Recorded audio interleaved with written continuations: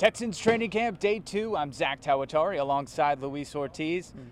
This weather's more like it, right? Hell yeah. We had about 75 yesterday. Today, it feels more like the summer you feel heat. The humidity. Yeah, sure. the summer heat that we're going to expect to see through this next month. We will hear from several of the Texans' new faces. That's obviously been a huge storyline this offseason, but we want to go back to somebody who is expected to be a key contributor for this team this season, and that's wide receiver Tank Dell. He's such an incredible weapon, especially at his size with his skill set. We know he had the injury that cut his season short last year, and then, of course, the injury in the offseason. What have your impressions been of Tank so far in this early portion of training camp? Right. Well, you mentioned, I think his first words today were, I've been waiting for this since December, since I got injured back, last year. So he's excited. He wants to get out there and play. He seems ready. He seems healthy. And he talked about, what CJ called it yesterday, a 5-headed monster, right? When you talk about the receivers plus Joe Mixon and stuff, and he says, look, it's about us, but also don't forget John Mitchell. Don't forget Robert Woods. Right. So we got a lot of guys. And he says, we learn from each other. We push each other. So I think Tank Dell is ready to come out here and contribute. And more than anything, I think what he wants is to have a full season, because he mentioned now this second year, everything feels slower for me. Now I can play at my style. Last year in the beginning, it was very, very fast for me. Now it feels like I'm back in college. He acknowledged, yes, it's a different level of competition, right? But he did say now I just feel more comfortable. I feel like just knowledge of the game, knowledge of the playbook, things like that, I could play like slower, as people think I should play faster, but I feel like I could play slower at my own pace now because I know like what's going on. And it seems like a number of the Texans feel that way, of this core group, more comfortable in their second year. Of course, they've added some veterans, one of those guys being Joe Mixon, another guy who's expected to be a key contributor on this offense. He talked today about feeling confident in his role in this Bobby Slowick offense. Curious, what do you think his impact is going to be with this team this year, given how the Texans struggled to run the ball at times last year? Yeah, for sure. I think, look, it's more than just injecting or putting in one piece, right? We're talking about a running back. He can be the greatest running back in the world, but there's more to it. The offensive line has to work.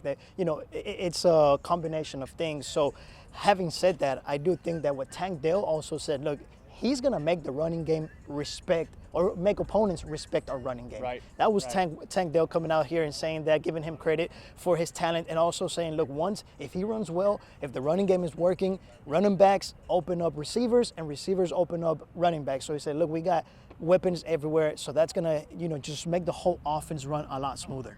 And ideally, that puts less pressure on the quarterback, CJ Stroud, right? And CJ Stroud, who did have to go off book a number of times. He did it very well, I might add. But and I want to add to that, when you talk about CJ Stroud, this offense last year was very, very dependent on the passing game. If we talk about first downs last year, 329 passing first downs, rushing only 84. We're talking about almost 3 times as much on the passing game to get the first downs. So you saw it last year. This running game really, really struggled, and it was very dependent on the passing game. So now the ideal situation would be that it's a very, very balanced offense.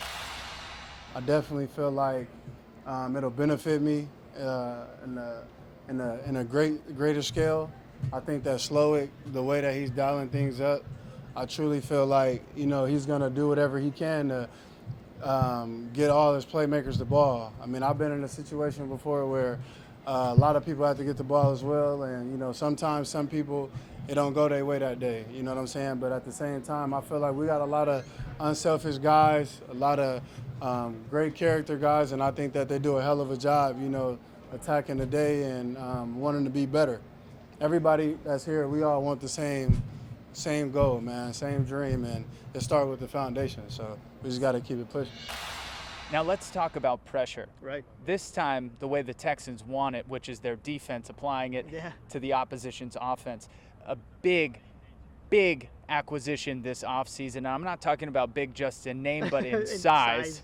Danielle Hunter, he is a big guy. And along with Will Anderson Jr., that sounds like a scary pass rush.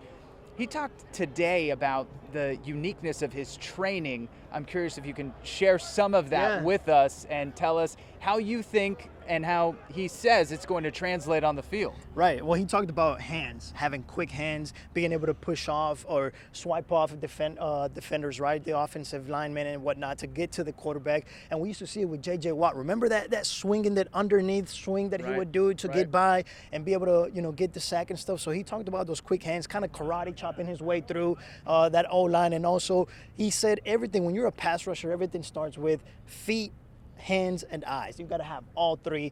That's the foundation of it to have the success. And look, he had 16.5 sacks last season. That's 4 more than Jonathan Grenard, who was the sacks leader for the Texans last year with 12.5. So we know that he has that power, that punch that can get to the quarterback. And once you disrupt the quarterback, you know that everything starts to scramble. Now the quarterback has to scramble, and that's what leads to maybe the opponent committing mistakes. I feel like being a defensive lineman, I feel like that's what it's all about. Your hands, your eyes, and your feet. And if you don't use your hands, you're going to get blocked. So I try to teach them simple things, nothing too crazy, that littlest movements could get you far. Beating a guy and then getting you to the quarterback. Being able to take his game from here to here. So you can't play defensive line without your hands or your eyes. So I'm just teaching them simple stuff, him and everybody on the D-line. So many weapons all around for this Texans team, and look forward to seeing how these new faces have an impact and how the old ones even mature in their second year here with this Texans team that many expect to be a big-time contender. From Texans training camp, Zack Tawatari alongside Luis Ortiz.